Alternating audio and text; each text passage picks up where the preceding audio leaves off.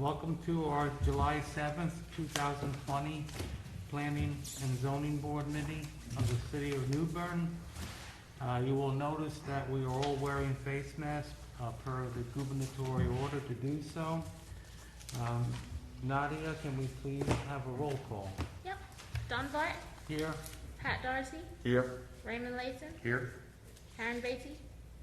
Marshall Ballard. Here. Margie Dunn. Here. Marcus Simmons. Present.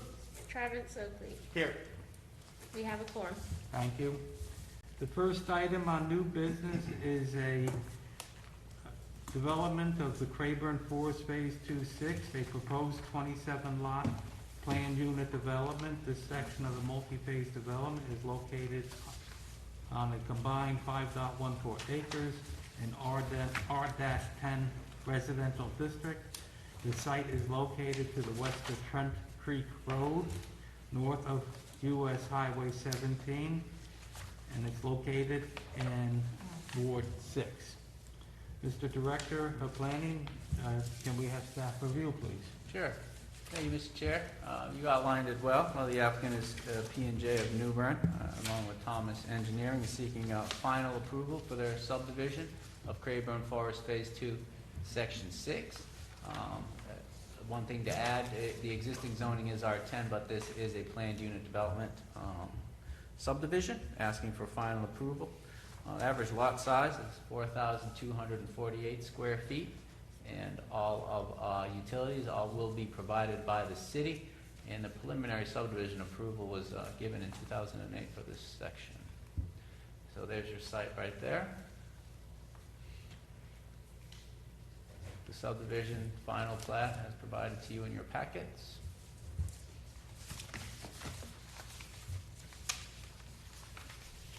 Staff has reviewed the final application, the final subdivision, and finds it meets the requirements of section 1579 of our land use ordinance, and therefore we are recommending approval of this final plan. Thank you. And it's my understanding that this doesn't go before the Board of Aldermen. This is basically... Correct. The Planning and Zoning Board is the decision maker for final plats. The applicant is here if you all have any questions. If not, ready for a motion. Are there any questions from other members of the board on this? Yeah. Overall, can you bring that back up again? That one? Yes. Mm-hmm. Thank you. Jeff, I noticed in the staff review that is recommended approval contingent upon receipt of performance bond accepted by the city attorney. Yes. That still has not been received today? We have received the bond. It has been reviewed by Public Works. I should have added That's that. okay. Public Works and Utilities Department, and everything is good. It's Okay. been, we've received it, and probably was cashed today by our finance All right. department. So no contingency required Correct. for that anyway? Yep. Okay, perfect. I see that the applicant is here. He's welcome to address us if he so wishes. I'm representing the applicant, John Thomas, with Thomas Engineering, New Bern. If you have any questions, I will try to answer them. This is a project I came into very late in the process, and Mr. McCullough is in the Philippines, and about 30 days ago he asked me to get this through this board, and so that's why I'm here. If you have some questions, I'll try to answer them, but may not be able to, because I don't have a lot of history with that particular project. Thank you. Are there any members of the audience that wish to comment on this project who are for the project?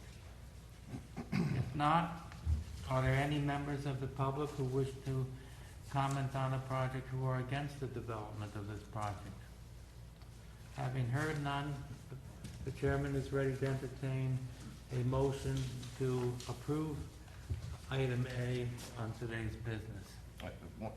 If I may, Mr. Chair, one more question for staff. Thank you. Public Works Department satisfied with all the improvements that are in place?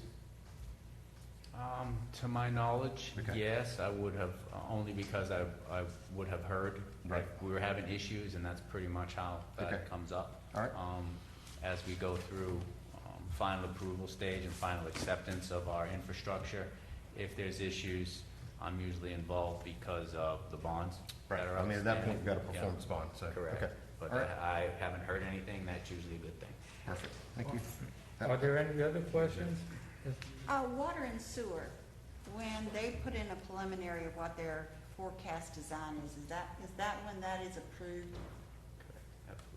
At preliminary, yeah, so that, all that is worked out at preliminary approval. Well, actually, usually it's one of the first things that's worked out before I even see it, Okay. is the developer will go and meet with our utilities folks and work out the utilities before they even start to cut up the dirt.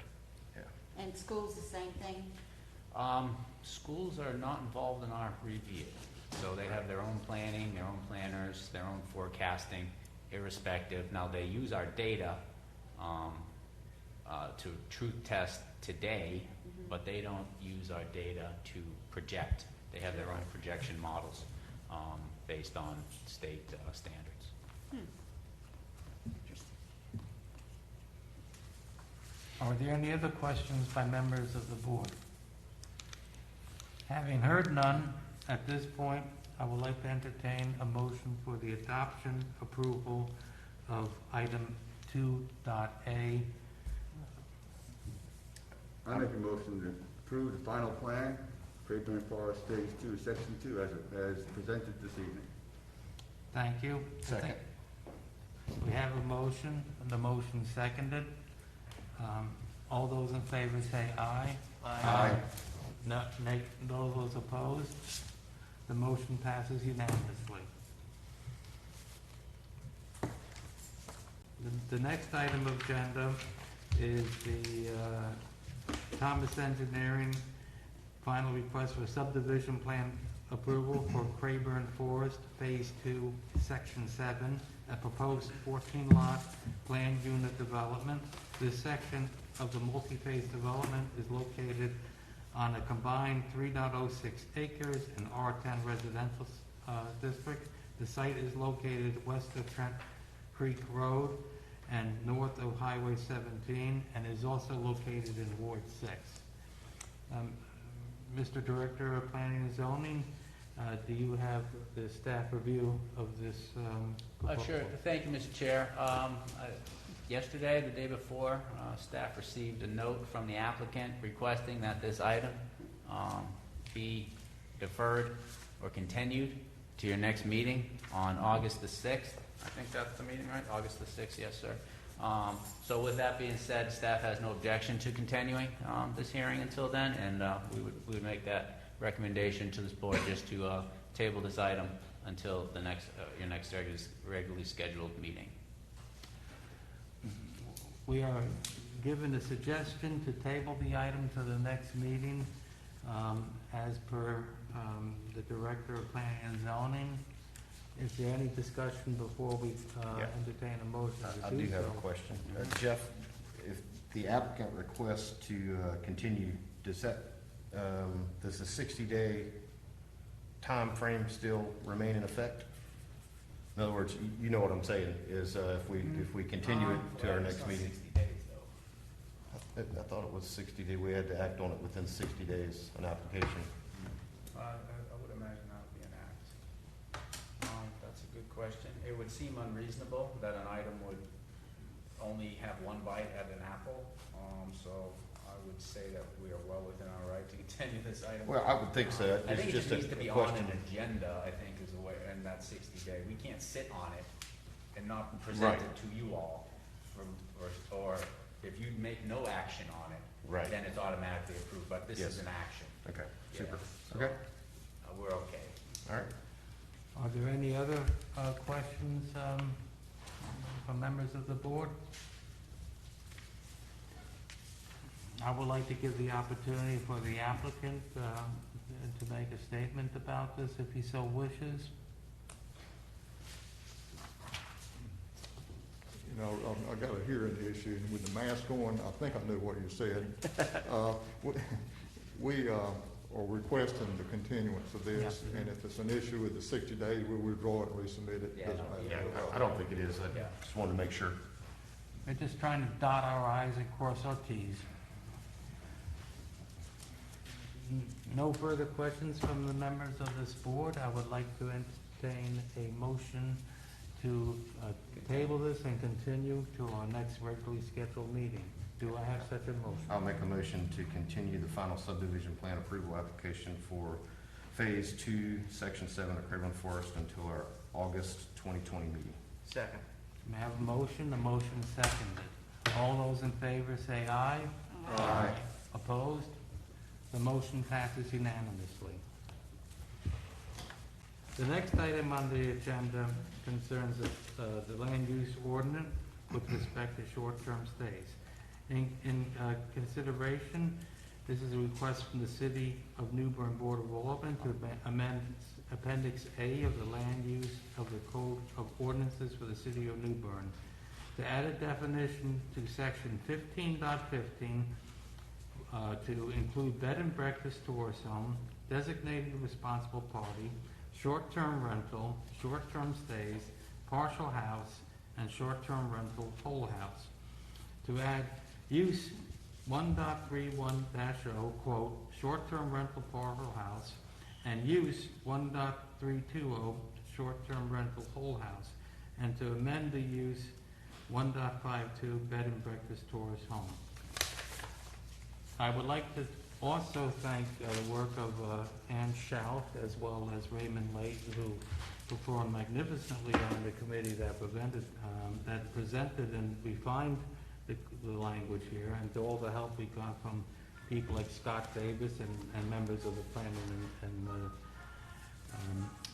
zoning staff. Mr. Director of Planning and Zoning, do you have any staff review? Sure, I'll just give a little background. Up on the screen up there, you'll see that this board was given direction to amend our land use code to deal with the short-term rental issues that we were having back in October of 2019. The committee, the members are there: Ann Schaut, Sonny Aluzo, Sabrina Bangle, Jeffrey Odom, Lorianne Prill, Don Black, Raymond Layton, Johnny Ray Kinsey, Nancy Stallings, and Nancy Hollows. They met bi-weekly from December until March to create this language that you have before you today. So, as you said, in order to regulate the use, we needed to define what the use was.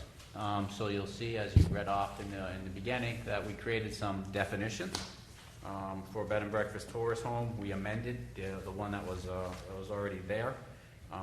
Created a definition for designated responsible party, a short-term rental partial house, and a short-term rental whole house. I'll talk slowly while Colleen brings back the TV. Okay, so once the uses were defined, the way our land use ordinance is set up, we create all these uses of property, and then we determine where those uses can be in our 15-146 section of our code, which is called the Table of Permissible Uses, and that attempts to grasp every use that we have for property and put it into a zoning category. So you might see in a moment that we created these definitions for short-term rentals and actually allowed them in every use district by right. So that's a big thing, and it's worth noting here that that's what the committee's recommendation was, and you'll be able to see that right here. With the exception of in our industrial zoning district, it is a special use request to have a short-term rental. That's not to say they are unregulated. There is a registration that is required as part of this update to our code. And let's see here. So of note here is that I guess bad actors, if there is any kind of violations on the property and a certain amount over a period of a certain amount of time, that they are no longer allowed to apply for a registration for a short-term rental for a period of 3 years. So that language is in the ordinance. Colleen? Okay, all right, good. Parking is also very specific to short-term, to our short-term rental issue, so that's part of our regulating the use.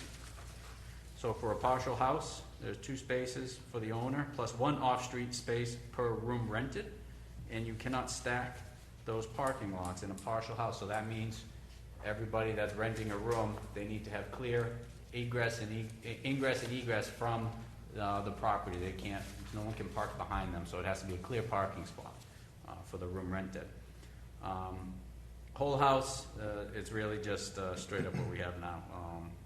You can, the 2 off-street parking apply. They can be stacked because it's a whole house. And they can still apply for satellite parking the way many other properties still can in the city. We have separation requirements also. So for partial house, there is no separation requirement. For a whole house, has to be a minimum separation distance of 250 feet from any other whole house rental or a properly permitted bed and breakfast home, as measured from the parcel line, not from the structure or anything else. It's from parcel line to parcel line is how we're measuring that. And that's for a whole house, not for a partial house. There are other requirements that we put in there from other ordinances that we read. There was this language of a designated responsible party, whoever is responsible to be contacted if there's an issue with the rental, as far as a nuisance issue or any kind of a violation. So that's required, a designated responsible party as part of their registration. Let's see. And no whole house. They can't have parties and events, weddings and whatnot, so these whole house rentals can't turn into event space or, gatherings like that. They're just strictly for residential uses. And any existing short-term rentals are considered existing non-conforming situation under our code. So existing uses that are lawfully permitted as of today, when the rules change, our ordinance allows those uses to stay in perpetuity, essentially, until certain things, criteria changes, and that is outlined in our code. We deal with that a lot in our department, so they are just considered existing non-conforming situation. The flip side of that would be the rules change, so everybody has to change today. But we don't, as a city, we allow people to continue their uses until they phase out, and at which case they can come in compliance and register and meet the separation distances and stuff like that. So. But they will still have to register. Register, correct. They will still have to register. They can essentially they can violate the 250-foot rule, right, if they register at time. So, so let's not get ahead of ourselves. So that was the next item. Again, it was a big task. This group got it done in I would say a record amount of time. Raleigh's been trying for 6 years and haven't been able to do it, and we did it in about 6 months. So that's kudos to this board and to the community volunteers who worked together to do this, and from Mr. Layton for his tireless effort and research. So if anyone has any questions, actually Raymond's the guy to answer right. every minutia of the code. But at this point, we're just recommending, this board is recommending either approval or disapproval or any kind of changes to the Board of Aldermen so they can hear it on their next meeting. Thank you. I would like to add also that our city attorney reviewed all these changes and he was satisfied with the language of the proposed changes. Are there any members of this board that have any comments or questions further before we go to a vote? I just want to say they did a great job, y'all saying on that board. Yeah, I think so. Well, we have to extend our praise to Raymond and Chuck, did a lot of work too. But I also want to thank all the public people who participated on board for their suggestions as well. Many of them were expert, as some of them were bed and breakfast owners. Having heard none, are there any members of the public that would like to make comments on proposed changes to the land use ordinance? Having heard none, I would like to return it back to the board for further discussion, if there is any. Having heard none, the chairman would like to hear a motion to adopt the changes of the land use ordinance, to make a recommendation to the Board of Aldermen to approve such changes to the land use ordinance. Do I have a motion for approval? I'd like to make a motion that we recommend approval to the Board of Aldermen of the short-term rentals ordinance edits as presented before us, and have them sent to the board. We have a motion. We have a second. We have a second. We have a motion. The motion's been seconded. All in favor say aye. Aye. Opposed? Having, I believe we have unanimous vote of consent to approve the change in land use ordinance. Thank you. The next item on the agenda concerns the historic preservation. And any change to the land use ordinance has to come before this board. We have very little to do with the Historic Preservation Commission, except to administer some of its rules and changes to the land use ordinance, which we are responsible for. Mr. Director, can we have the staff review Sure, of this, yeah, please? thank you. I asked Matt Shelley, our city planner and HPC administrator, to come and give you guys just a quick rundown of the changes that are before you tonight. A little explanation. They make a lot of sense from our standpoint in working with this, with these guidelines, day in and day out, year over year, to make some quick tweaks and respond to some market situations that really made sense to us. So let's have Matt come up and go over those changes to you, up for you. Oh, and I see Tripp's here too. Hello, good evening, everyone. I'm also here tonight with Trip Uri, he's the vice chair of the HPC, and also Ellen Sheridan is an HPC member as well. Just a little bit of quick background, though, before we jump into the actual changes. The last time that the guidelines were adopted was in 2017, and essentially at that time it was more or less a reorganization of the previous version, and did not involve very significant changes at that time. So essentially the changes we're proposing today are a result of many years of working with the public and working with the applications and discovering some changes that needed to be made in order to clarify a lot of gray areas that came up over the years, and in some cases many times. And so in order to alleviate some of those problems, that's essentially the list that we have here is what we call the low-hanging fruit, the obvious changes that needed to be made. So that's essentially how we came up with this particular list. The HPC established, in order to come up with this list, established a small committee, which consists of Tripp and Ellen and Jim Bisbee and myself. And so I'd like to let Tripp give you a brief overview of, say, the HPC and how it works, and introduce the HPC to you guys also. You might have a better idea as to how it works and what we do. Thank you. We'll take this off for a moment if you'll allow me. Good evening, and thank you for having us tonight. As Matt alluded to, the Historic Preservation Commission essentially has what I will call jurisdiction over two districts, one being the Downtown Historic District as well as the Riverside District. Both of those areas have been designated by the Board of Aldermen as areas for historic preservation. What you have before you tonight, as Matt has already alluded, is part of a process we started several years ago. And essentially, the guidelines that you're reviewing, that we're asking you to consider, are some of the tools that we use to evaluate applications that come before us on a regular basis.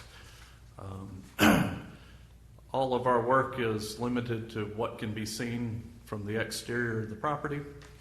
And we don't get involved with color, and we also don't get involved with what happens on the interiors of historic properties. So that's just a little bit of background. Having served on your board, realize that some of you are likely more familiar with our board than others, and just wanted to give that background. And also, while I have the podium, just want to mention that we will most certainly be back to see you on related matters that have not been resolved. It may be one or perhaps even two meetings. Development Services has engaged a preservation planning consultant who's going to help us with some flood-proofing language in particular, and maybe some other aspects that may come up from our review of our guidelines at this point. And my estimation is that that could be as much as maybe 6 months to a year away before we come back and we've got the final product. Depending on how we evaluate some of the other things we're considering, there may be an interim meeting. So at any rate, you have before you what our board has prepared, and we would like your consideration for recommendation to the Board of Aldermen to adopt these changes. With that said, I'll let Matt answer any really difficult questions that may come up, and allow you to proceed with your review.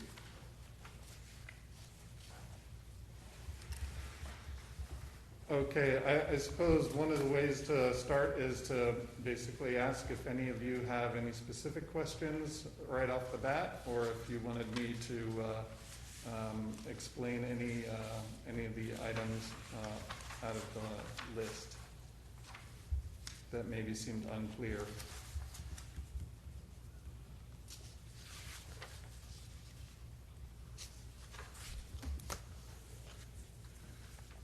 Are there any questions from this board?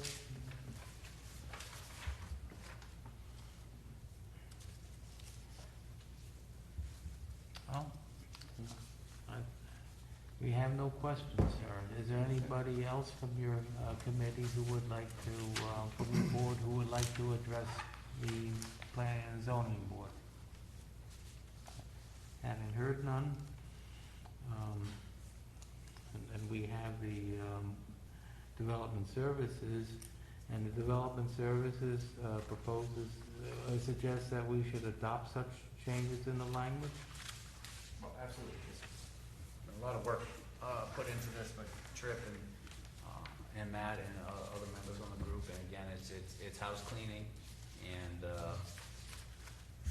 addressing issues that we see a lot. For instance, hog slats and concrete type products aren't allowed for docks.